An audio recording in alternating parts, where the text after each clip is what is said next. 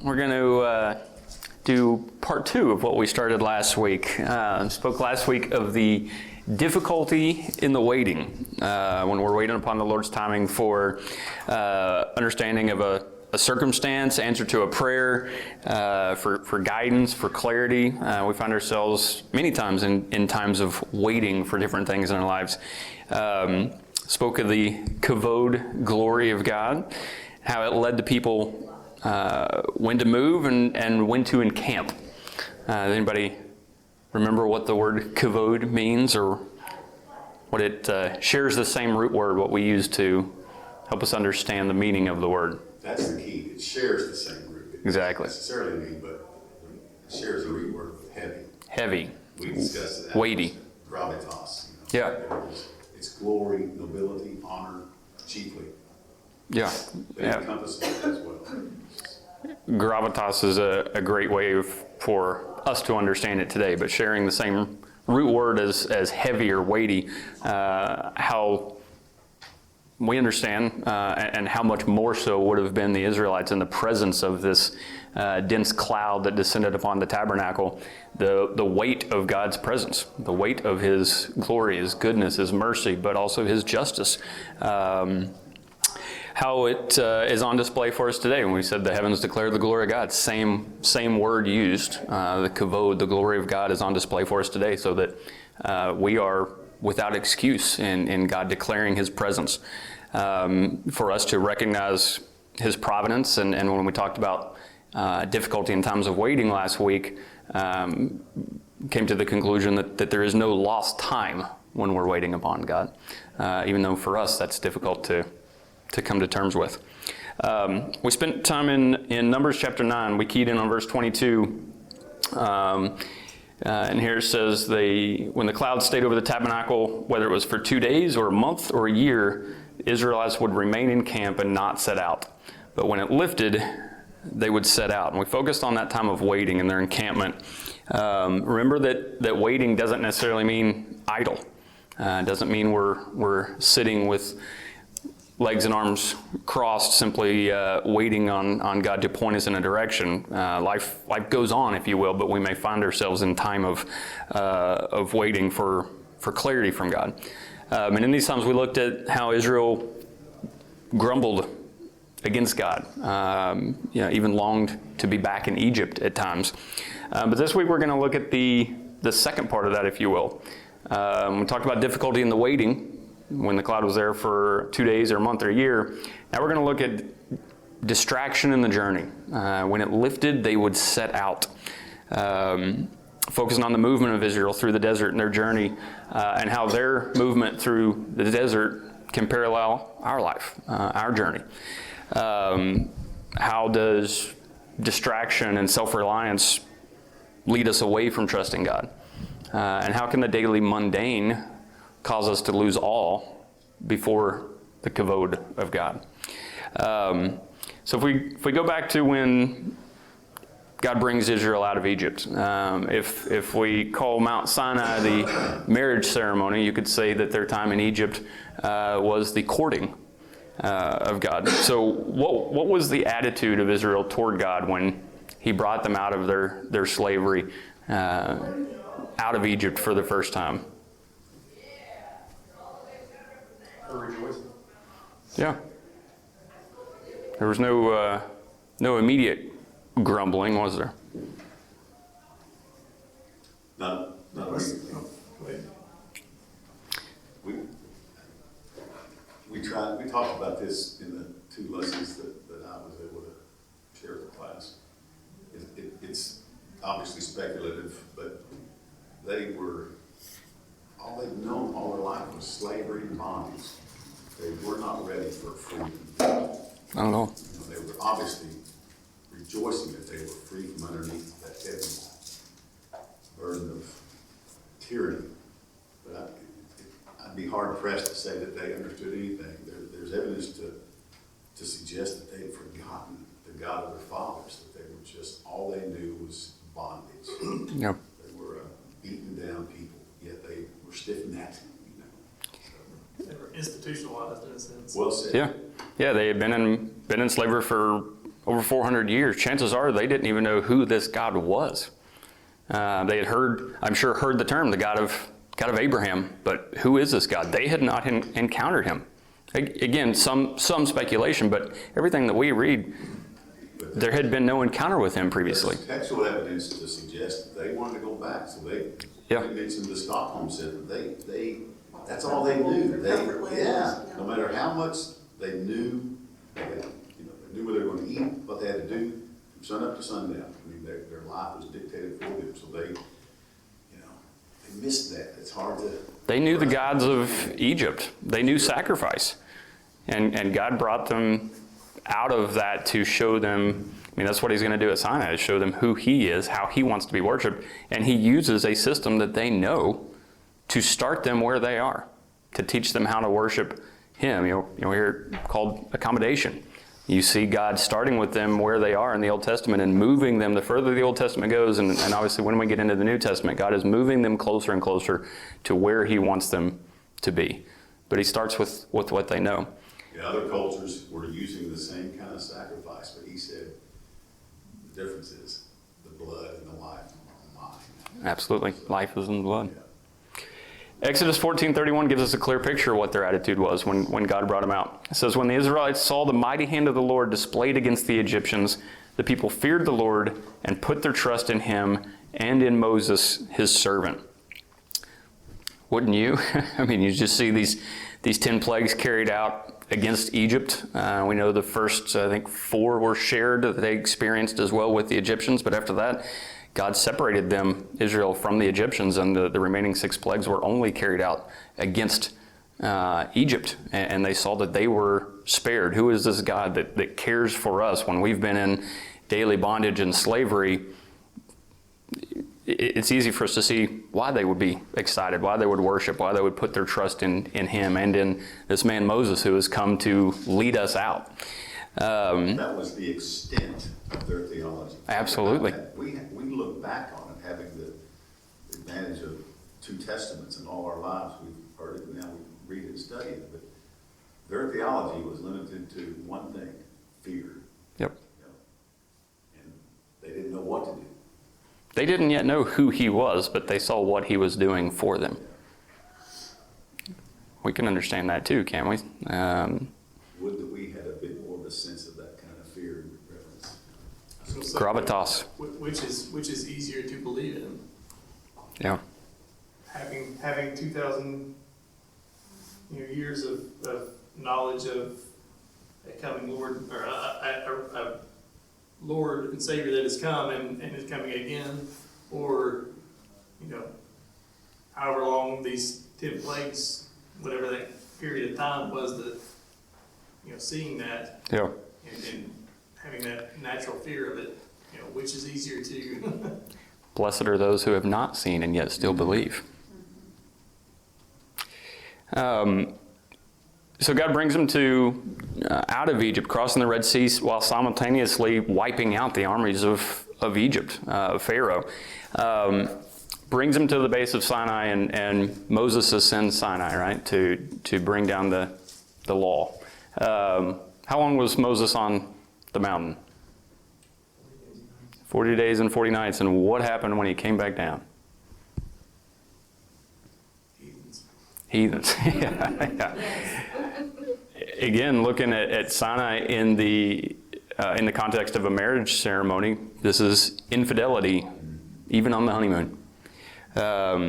Why did people act in such a way?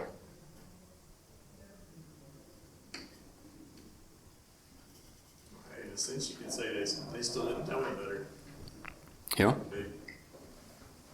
400 years of not experiencing God, and then this short period of time having experienced Him very, obviously, but it was still new to them. They still didn't. They didn't know what they didn't know at that point, I guess. And now they're back into a period of waiting too, aren't they? 40 days and 40 nights. Remember what they said, how do we know that God hasn't destroyed Moses? Where is he? Yeah. We haven't heard anything for, call it 38 days. We better start making our own plan. That's a legitimate question. Mm-hmm. They'd seen him take the firstborn of all of Egypt. They didn't know that God snuffed his life out. So it was. We can certainly understand it. Sure. We can put ourselves there, but at the same time, it also demonstrates a lack of patience, a lack of we say a lack of trust, easy for us to say looking back, right? But if we put ourselves there, how did they know what to trust? And we continue to see, and we talked about this last week, we continue to see instances of this kind of constant back and forth, this faith in God when he displays himself, if you will, and then return to self-reliance, a return to when things get difficult, the complaining. We talked about they're grumbling about provision of food and water, the conquering of the promised land, God's ordained leadership in Moses and Aaron. Remember when they said, "Who are Moses and Aaron to lead us?" And God said, "Okay, put 12 staffs in the tent of meeting." Remember what happened to Aaron's staff? It budded overnight, and produced almonds, indicating God's sovereign choice, that Aaron and the Levites were to be the priestly order, to display the priestly leadership. But we see, and many more things we could point to here, but we see this attitude of trust turning toward impatience. And as we get further in the book of Numbers, there's a verse here that just perfectly summarizes the attitude change of the Israelites, but it also is directly contrasted with the verse we just read from Exodus 14. And this is where I want to kind of base our time this morning. Numbers 21, verses 4 and 5 says, "They traveled from Mount Hor along the route to the Red Sea to go around Edom." And here it is. "But the people grew impatient on the way. They spoke against God and against Moses and said, 'Why have you brought us up out of Egypt to die in the wilderness? There is no bread, there is no water, and we detest this miserable food.'" So we see it directly contrasted to the Exodus 14 passage we just read, where it says they put their trust in God and in Moses. Here we see the exact opposite. They grew impatient along their journey, and they spoke against God and against Moses. Did they have food and water? They did. What were they really grumbling about?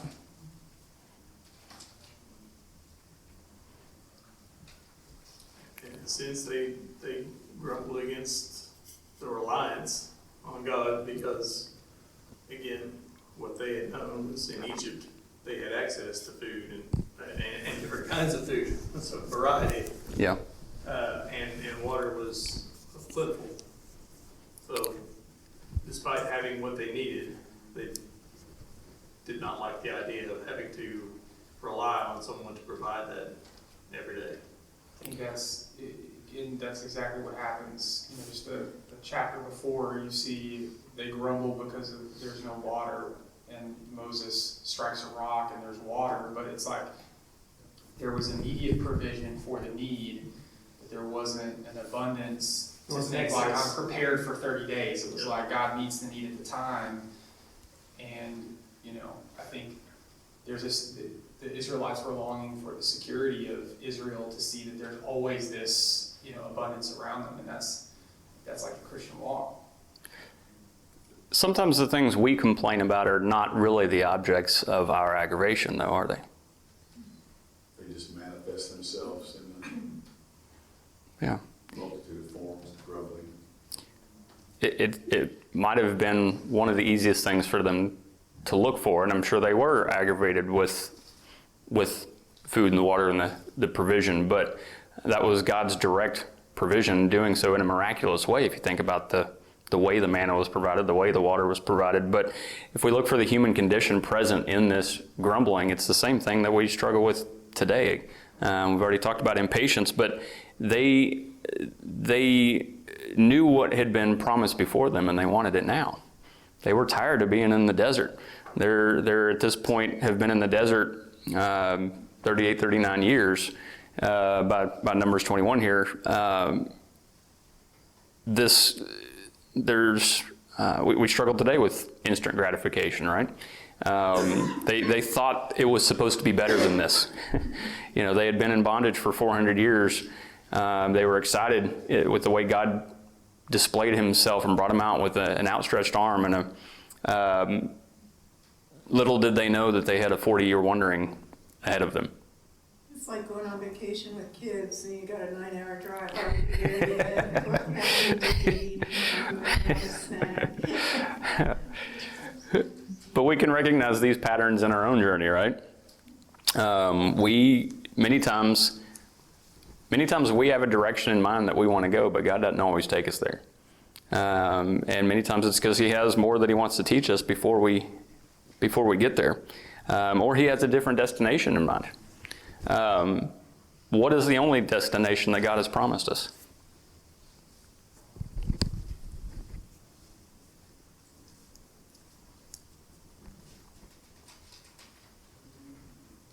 Yes. Eternally speaking, Yeah. What is the only destination we're promised? we're promised heaven. Eternity with him, right?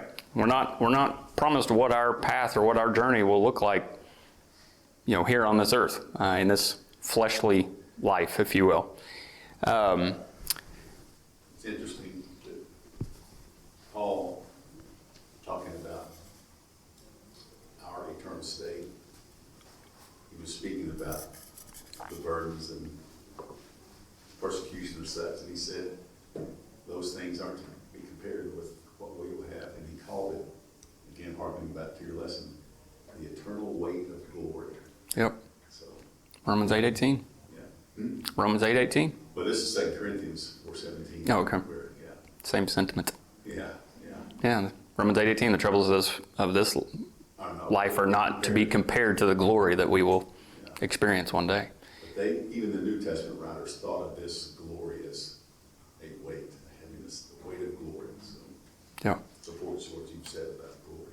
Yeah. Putting today's troubles on a scale against Eternity. future promised glory, the scales are only tipped in one direction. Yeah.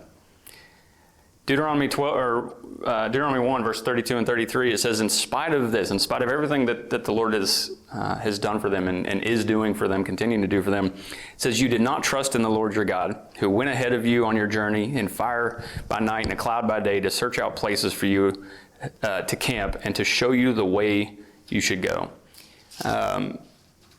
Their trust and awe in God had turned to impatience and complaint. He was still leading them just as he did when he brought him out of Egypt. His leading, his provision did not change. What did? Their attitude. Yeah, their attitude. Their desires, their attitude. Again, if we think about the human condition, if you will, present in these stories, the fact that we find ourselves paralleling these same attitudes today, but this goes all the way back to the garden. This is a struggle we can understand. Genesis 3:6 says, when the woman saw that the fruit of the tree was good for food and pleasing to the eye and also desirable for gaining wisdom, she took some and ate it. She also gave some to her husband who was with her, and he ate it. She saw with her eye, lust of the eye, if you will, but you see the desire she has for knowledge. Is desire itself good or bad? Morally? Neutral. Desire is morally neutral.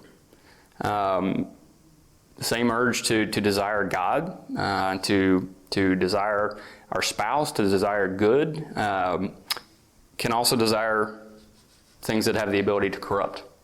And Jesus spoke to this, Matthew 15. He said, but the things that come out of the person's mouth come from the heart. These are what defile them. For out of the heart come evil thoughts, murder, adultery, sexual immorality, theft, false testimony, slander. These are what defile a person. Genesis, go ahead. What Augustine called disordered loves, they're misplaced. Yeah. Made to have such desires, but we pervert them. And he called them disordered loves. That's what Jesus delivers us from. It's a lifetime of that, but that's how he put it. Just like Eve lusted after the fruit, if you will, desired wisdom. Was that the wisdom of God that she was desiring? No, it was a self-reliance. Desire itself is not morally right or wrong, but the object of our desire can reveal to us where we are in our spiritual journey. What are the desires of our heart, as Jesus says here in Matthew? And these desires can be dangerous to our spiritual journey. It causes distraction from God's provision in His direction. But it's, again, from the Garden of Eden to what we're seeing Israel struggle with to what we struggle today. That's the human condition present in this story in Scripture. What typically happens in those times of self-reliance? Is that typically when our life is going well? We have a tendency to screw things up. Things certainly went wrong for Eve when she acted upon her desires. When Israel scouted out the Promised Land, sent the 12 spies over, 10 of 12 came back with a negative report. Do you remember what happened next? So they brought the bad report, and God pronounced His judgment, the fact that they were going to wander in the desert 1 year for every day that they were scouting. What did Israel try to do? Do you remember? Oh, no. We're sorry. We'll go fight them. We'll take them. We'll conquer those people. Well, okay. Give it your best. God gave them the chance to do it in His will, in His strength, in His power, His plan, His timing. 10 of 12. They were told no, that you will not be victorious. So. Right. 10 of 12 looked at it through the lens of, could we defeat these Canaanites and these giants, we're told, in our own power? Only 2 came back accepting that the Lord would provide, that He would act upon what He had already promised. And that's exactly what we see in Numbers 14. They want to instantly take it back. It says, nevertheless, in their presumption, they went up toward the highest point of the hill country, though neither Moses nor the ark of the Lord's covenant moved from the camp. Then the Amalekites and the Canaanites who lived in that hill country came down and attacked them and beat them down all the way to Hormah. God was ready to go before them, clear the land of the Canaanites. They simply had to trust and obey. But they became distracted.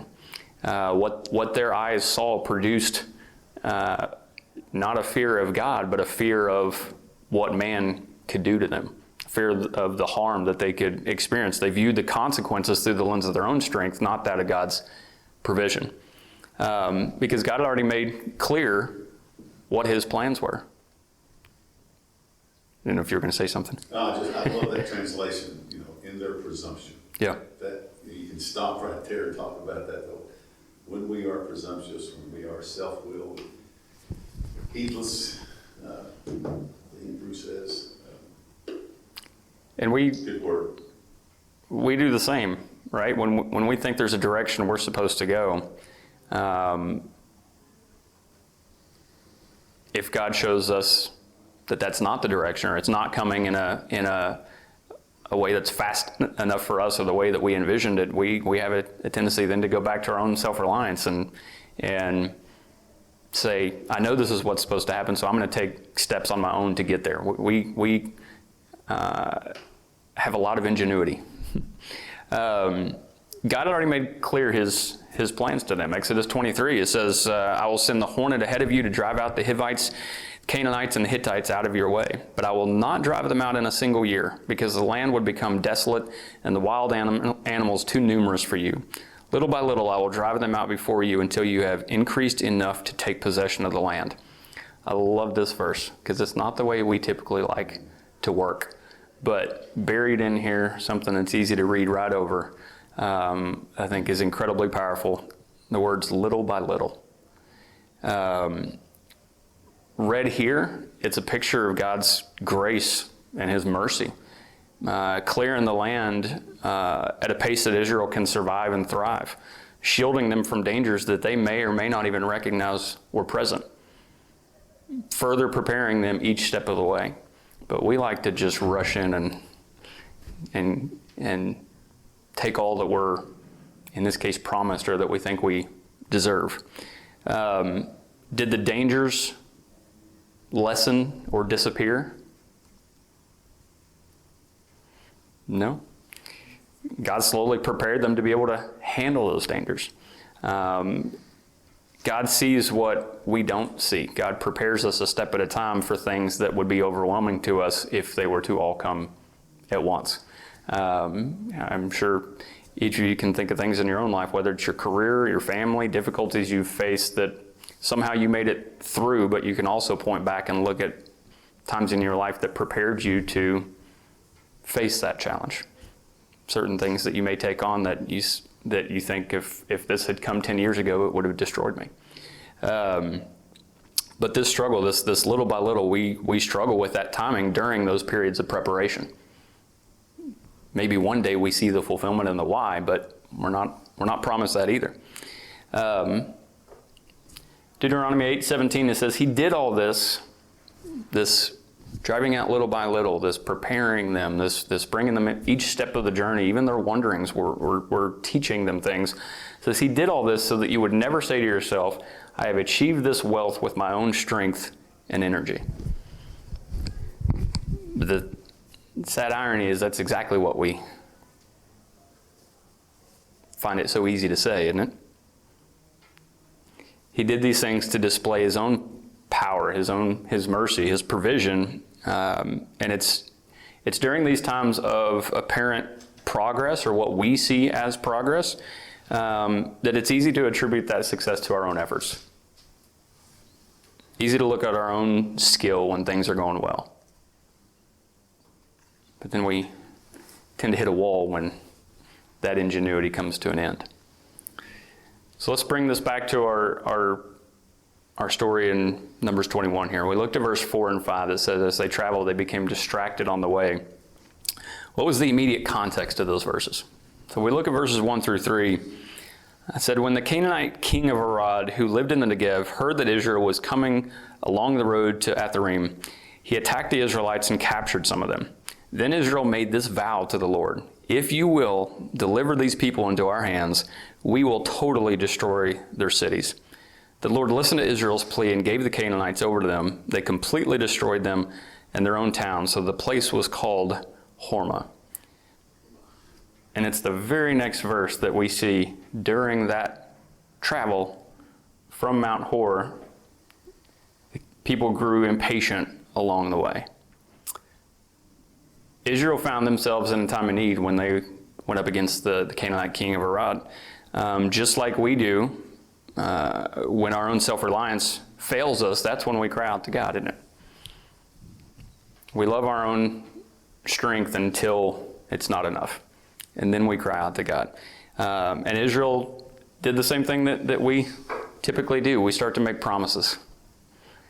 If you will do this for me, if you will deliver me from these circumstances, I will devote myself more closely to you. And that's exactly what Israel said here. If you will deliver these people into our hands, here it says they will totally destroy their cities. But that word destroy here, it means that, but it means a total and an irrevocable handing over of the people to God. Basically, they are destroying the people to sacrifice them to God, to dedicate them to God, and hand these people over to the Lord, acknowledging his power in their deliverance. And so they're on a high, right? Because we see here that God listened to Israel's plea, gave them what they asked for. They do destroy the cities, but the very next verse, they become distracted. They become impatient in their journey. We understand this constant back and forth in our journey, don't we? When God shows himself to be faithful, how long does our dedication last? We find it difficult as soon as we face the next difficulty or distraction. What happens next in these verses gives us a clear picture of the answer during our impatience, both in times of difficulty and waiting, as well as distraction in our journeying, as we've looked at these two-part lesson. The people didn't just lash out against Moses. So they also spoke against God. It says, we detest this miserable food. Well, what he said, what was that food? It was the miraculous giving of manna, the miraculous provision of water from rocks at times. Basically, they're saying that God's provision is not enough. It's not good enough. And we're going to see the punishment that follows. Continuing here in these verses, Numbers 21, verse 6 and 7, it says, Then the Lord sent venomous snakes among them. They bit the people, and many Israelites died. The people came to Moses and said, We have sinned when we spoke against the Lord and against you. Pray to the Lord that he will take the snakes away from us. So Moses prayed for the people. You probably remember this story. What happens next?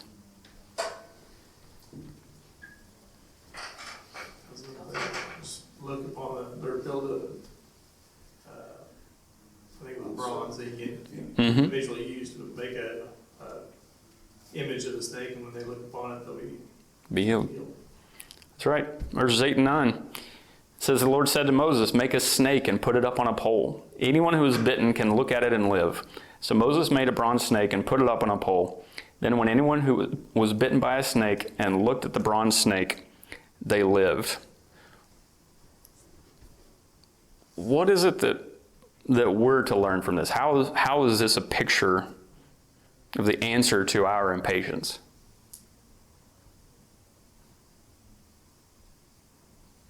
Answer to our distraction. God had to refocus their attention.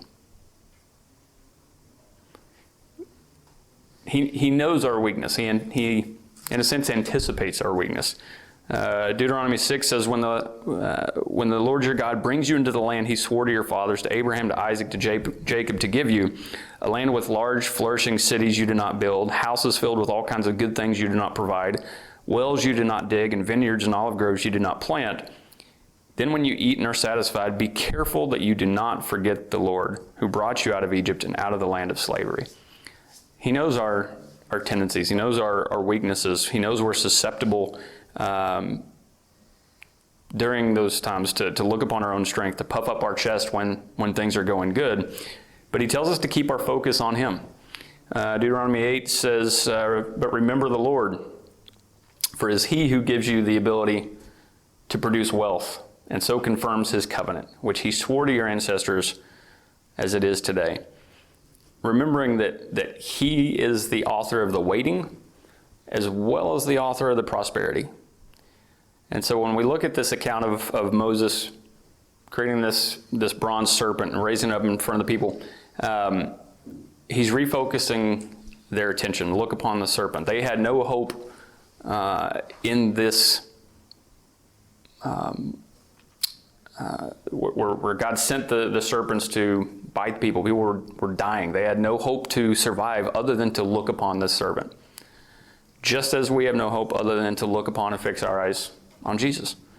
Was there anything special about this bronze serpent? Did it have magical healing powers? It didn't. It was a likeness of their sin and a picture of their punishment. Unfortunately, in later years, Israel did look upon that serpent and think it had magical healing powers and it had to be destroyed. But it was a picture of their sin. It was a picture of their judgment. They had to look upon and acknowledge their sin and acknowledge that it was a just punishment of a righteous God who they had offended. Romans 8:3 says, For what the law was powerless to do because it was weakened by the flesh, God did by sending his own Son in the likeness of sinful flesh to be a sin offering. And so he condemned sin in the flesh. Just like this serpent was a picture of their sin and their judgment, Jesus was sent in the likeness of our sin and of our rightful punishment. John 3 makes a very clear parallel between these passages and says, just as Moses lifted up the snake in the wilderness, so must the Son of Man be lifted up, so that we are to look upon the Son. We are to refocus our attention, to look there upon the cross, and we will live, just like Israel at the time had to look upon the serpent to live. Paul said he was determined to preach nothing but the cross, teach nothing but Jesus and him crucified. It is the central message of the gospel, right? And it's where we are to keep our eyes focused. He was lifted up for our sins, taking the place for our just punishment before a righteous God whom we've offended by our sin. And anyone who looks upon the cross will live. Hebrews 12, 1 and 2 says, "Therefore, since we are surrounded by such a great cloud of witnesses, let us throw off everything that hinders and the sin that so easily entangles. Let us run with perseverance the race marked out for us." And here you go, fixing our eyes on Jesus, focusing our attention. "The pioneer and perfecter of our faith. For the joy set before him, he endured the cross, scorning its shame, and sat down at the right hand of the throne of God." It's when we get distracted from this focus that we, as Numbers 21 said, grow impatient along the way, grow impatient in our own journeys. We can very easily complain about our circumstances. We can puff up our chest in self-reliance. We can lose our trust and our awe for God's provision. You ever astounded by some magical illusion you see on TV, or if you're sitting in the audience of one of these shows, but then later get to see behind the scenes and see how the illusion was done? Next time you see it, it's kind of lost its luster. When you know how it's done, you lose your awe. And most things that we understand, that we relate to, the more we know about them, the less awe they bring.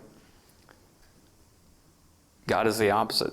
The more we get to know him, the more we learn about God, the more we gain reverential awe and fear of him. The knowledge of the Lord is beginning of wisdom. And it's how we, focusing our eyes on Jesus is how we keep from the daily mundane becoming drudgery. We talked about last week, we've talked about it a few times, the word avad, meaning both to work and to worship.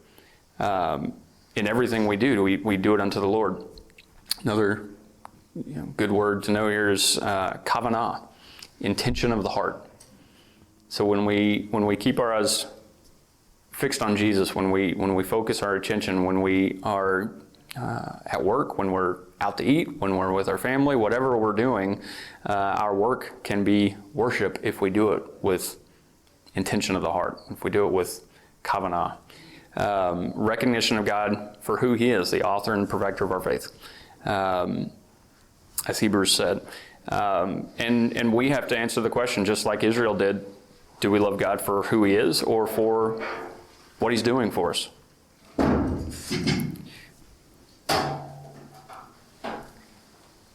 As we wrap up here, Jeremiah 17 says, "Blessed is the one who trusts in the Lord, whose confidence is in him. They will be like a tree planted by the water that sends out its roots by the stream. It does not fear when heat comes. Its leaves are always green. It has no worries in the year of drought. It never fails to produce fruit." When we work or view our work as worship in God, when we do it with correct intention of the heart, we can flourish where we're planted. Just like we see this picture of the tree sending out its roots into the stream here. We look upon the cross, we fix our eyes on Jesus, we put our confidence in him. That's what sends our roots out by the stream, daily being watered by the word, so that we're grounded and can thrive in any circumstance. No worries in the year of drought, the times of waiting, but also we bear fruit along the way in our journey, just as we've looked at the last couple of weeks here. Doing this so that we may inherit our promised land.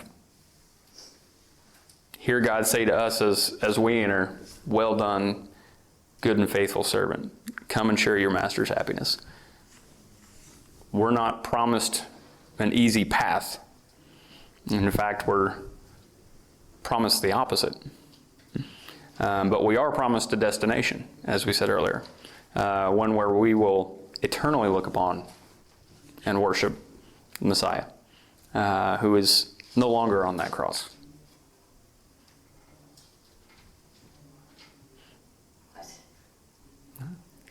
Closing thoughts as we wrap up to head upstairs? I think it's interesting that, so when the Israelites, when they devote the cities of the Negev and Ered to destruction, the complaining comes after a line where it says they move by way of the Red Sea. And so they go in a direction opposite to their expectation. And they're expecting to go north into Canaan, to the Promised Land. Instead, God takes them to the Red Sea to then go around the land of Edom, which is southeast of where they're supposed to be going. And I think it's important that when we recognize that the direction that God's taking us to our Promised Land often feels roundabout, does not go in the direction that we would expect. Yep. I think that's when our complaining starts, when our expectation is for an easier life, a life without suffering or grief, and when that doesn't happen, we immediately complain and say, well, God's not here, or God is silent. But like the examples that we're given is God, we know the story that in the end, the Israelites are taken to the Promised Land, but in that moment, they're very much like we are. The path to that Promised Land feels directionless sometimes. It feels like we're going in the wrong direction. In fact, we know from the text that God would have led them that way. Like His presence would have been leading them away. And I think that's hard for us sometimes to wrap our heads around, that, we see, what we read, what we should expect, but at the same time, we should also expect a little bit of a wandering. Yep. That's entirely the situation of Israel and every character that we really see. Yeah, I don't know that anybody on here has ever crossed a sea on dry ground or seen things like Israel did with the plagues, but what we see in these stories are the same human condition that we struggle with today, and that's what we can identify in these stories. But what we also see is, just like Jacob said, I don't know how long, had they not distrusted when the spies came back from Canaan, maybe they would have found themselves in the Promised Land that very same year. Spending a year at Sinai to learn who God was, how He wanted to be worshipped, and then going straight into the Promised Land. It was their distraction that caused them to wander, and we can do the same thing. When we're not in tune with God's leading, when we look to our own self-reliance and we don't trust in His path, we have a tendency to bring ourselves off the path that He intended and let our distractions cause wandering, that we're not ready for where He could have taken us. There's more we have to learn before He eventually gets us there.